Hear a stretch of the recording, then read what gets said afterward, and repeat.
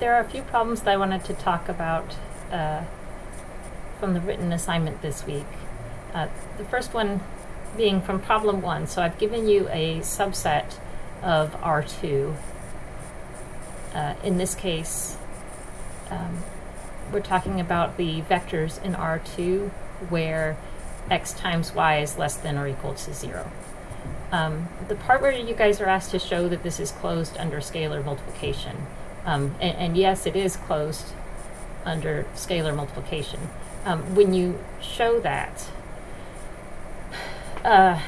if a subset is closed under scalar multiplication, that means that if you take, I've actually kind of laid it out here, if you take any vector in W, so V is just any vector xy, where x times y is less than or equal to 0.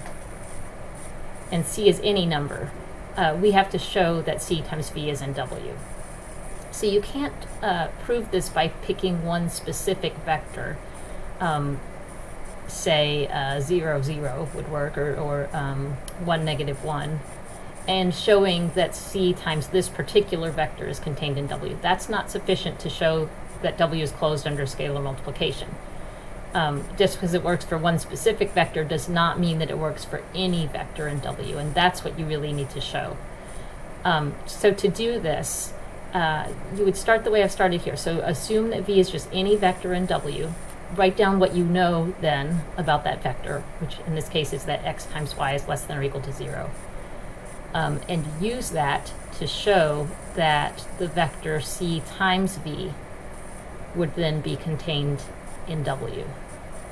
So C times V would be C times xy, which when you multiply a scalar times a vector, you multiply each component by that scalar. So now the question is this vector in W? Well, remember the criteria here is that the x component times the y component is less than or equal to 0. So the question we're trying to answer is CV in W? The way that we would check that is multiply the first component times the second component, which will give you C squared times xy. Now, C squared, we know, would have to be greater than or equal to 0. Right? C squared is either 0 or it's positive. And we know that x times y here is less than or equal to 0. So if we have something that's either 0 or positive times something that's either 0 or negative, then this product would have to be less than or equal to 0. Either you have 0 times some number, in which case this product is just 0, or you have a positive times a negative, in which case the product would be negative. So yes, it meets the criteria to belong in W. Let me write this down.